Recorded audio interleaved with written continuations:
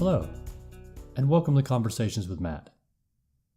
In the last episode, we started to take a look at the world around us to see whether there is any evidence for a God or not. Specifically, we started looking at the world of human actions to try to see if there were any foundational principles that help us to understand how humans should operate, in the same way that physics tells us how physical objects, like cars and the human body, should operate.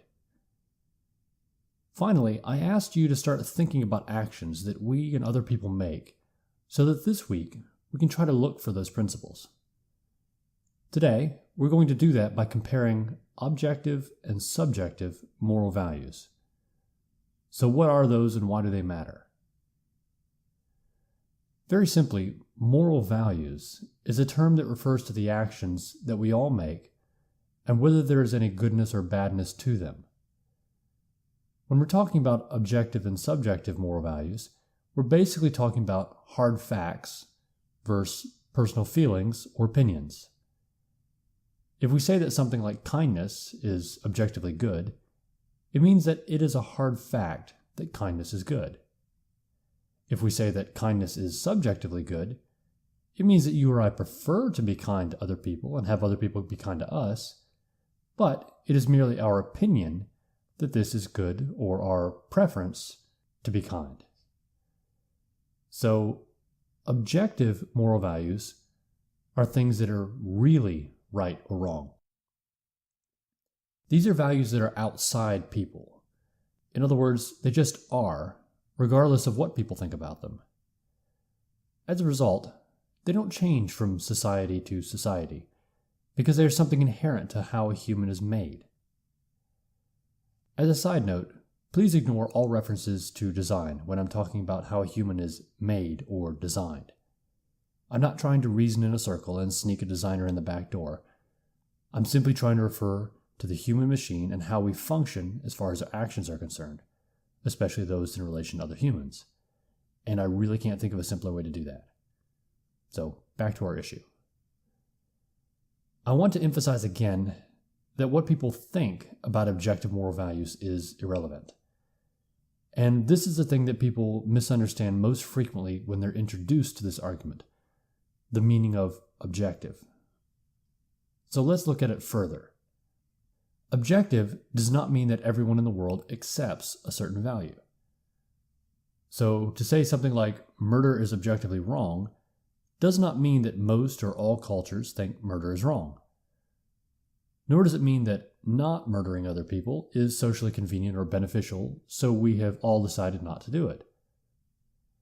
When we say murder is objectively wrong, we mean that there is something inherent in a way the human creature is made or designed that murder goes against.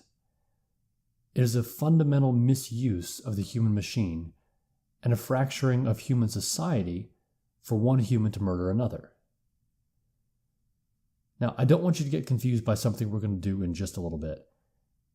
In a little bit, we're going to look for examples of objective moral values based on what we think is right or wrong. This is merely our attempt to find things that are right or wrong. However, us recognizing something as objective has nothing to do with it actually being objective. Let's go back to our murder example and assume that murder is objectively wrong. There might be some people who don't share that view. However, even if someone does not share the view that murder is objectively wrong, that does not change the fact that it actually is objectively wrong.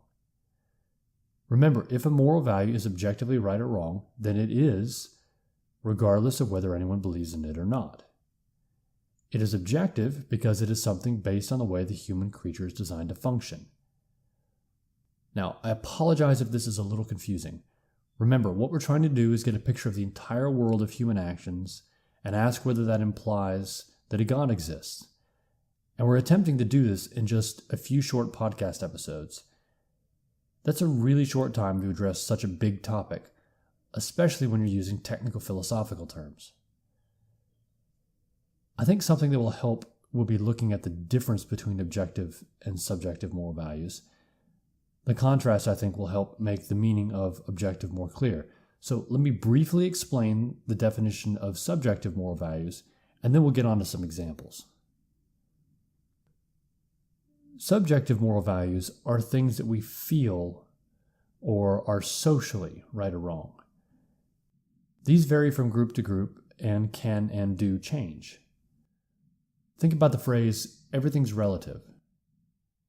If a particular moral value is relative, then it is subjective. Moral values being relative and moral values being subjective are really two ways of saying the same thing. However, if a particular value is not relative, then it is objective. Okay, that's enough definitions. Let's look at some examples. In the last episode, we talked about cars. Let's go back to that. Here's a statement. You tell me whether it is objective or subjective. Gas-powered cars need oil to function properly. Objective or subjective? This is objective. With the way gas-powered cars are currently made, all of them need oil. If you consider this to be merely an opinion, your car will not last very long. Here's another statement, objective or subjective. When you buy a car, you should buy American. This is subjective. This is something that is relative to your particular group. It isn't universal. If you're an American, you might think that this is really important. But of course, you're an American. Do you think that people in Tokyo have social pressure to buy American? Probably not. They might have social pressure to buy Japanese. Oil being needed for a car's engine is an objective fact.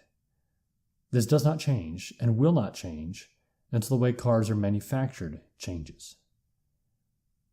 The drive one may or may not feel to buy a car that comes from a particular place is something relative to a group you are in. It is something that can and does change based on where you live and your environment. This is a subjective opinion or preference. Do you see the difference? Okay, let's try another one. Objective or subjective? The Harry Potter books are some of the best-selling books of all time. This is objective. You can check publication records to find out. What about the statement, the Harry Potter books are some of the most enjoyable books to read of all time? This is subjective. Some people think this, others don't. It depends on who you talk to. Hopefully, you're starting to see the difference between objective and subjective. So let's move on to asking our real question. Are moral values objective or subjective? Well, that's not an easy one to answer, and it is a big part of this whole topic. I think we can begin to narrow it down a little by saying that some moral values definitely are subjective. Should you show up on time to dinner? Well, in America, usually you show up fashionably late. Not on time, but just a bit after. In other places, though, showing up much later shows that you are comfortable with your host and have a friendly relationship. There are a lot of things like these, and I think we all understand what they are. Certain accepted ways of behaving that are expected in one place, but not in another. This isn't really controversial. However, what we need to do is ask something beyond this.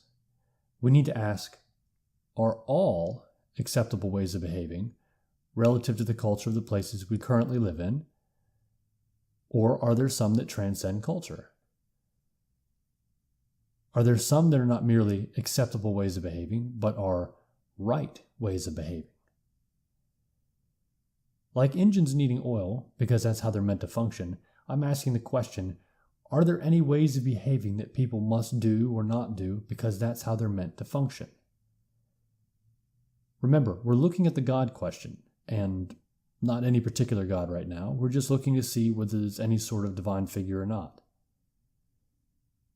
We're trying to find out whether humans are set up to function in a certain way or not.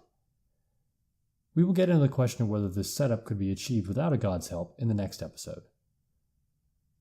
So let's take a look at a moral example, and let's go with a positive example. Sex trafficking. Why is sex trafficking a good thing? Is it objectively good or merely subjectively good? Now, I'm sure many of you are probably confused right now and think I misspoke. You had an immediate gut reaction saying, no, that's not right. Sex trafficking is bad. I completely agree with you. It is bad, and we should do whatever we can to stop it. However, the reason I brought up an unpleasant topic like that, and in that manner, is because I wanted to create an emotion in you and get you to look at that emotion. Think about that gut reaction you just had when you were sure I misspoke. What I want you to do is think about whether your gut reaction that sex trafficking is wrong is something that is based on social pressure, and you think sex trafficking is wrong because society doesn't accept it, or do you think sex trafficking is wrong because you think there's something actually wrong with it? Like we asked in previous examples, is it objective or subjective?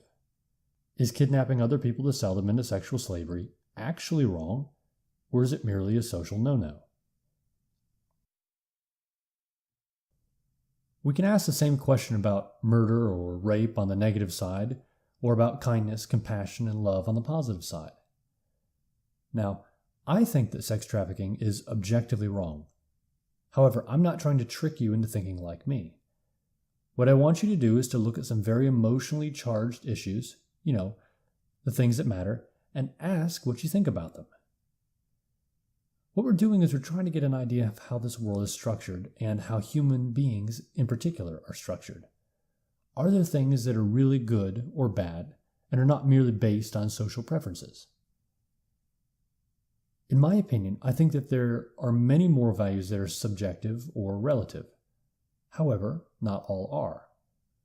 I think sex trafficking is morally wrong. I think taking advantage of poor people is morally wrong. I think loving and caring for others is morally good.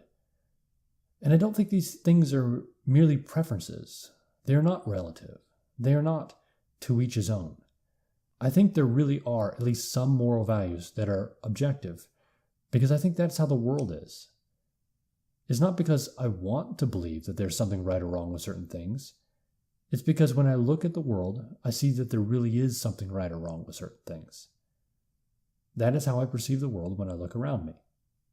Really, this is what we all have to figure out. When we look at the world around us, do we think that there are some things that are really right or wrong, good or bad, or is everything relative? Next week, we're going to take a look at the other part of this question. If objective moral values do exist, where might they come from? There really isn't much argument that a God could create them. The question is, can we get objective moral values from another source? Many people think that moral values are created through the evolutionary process and come out of the norms of the tribes that man was a part of.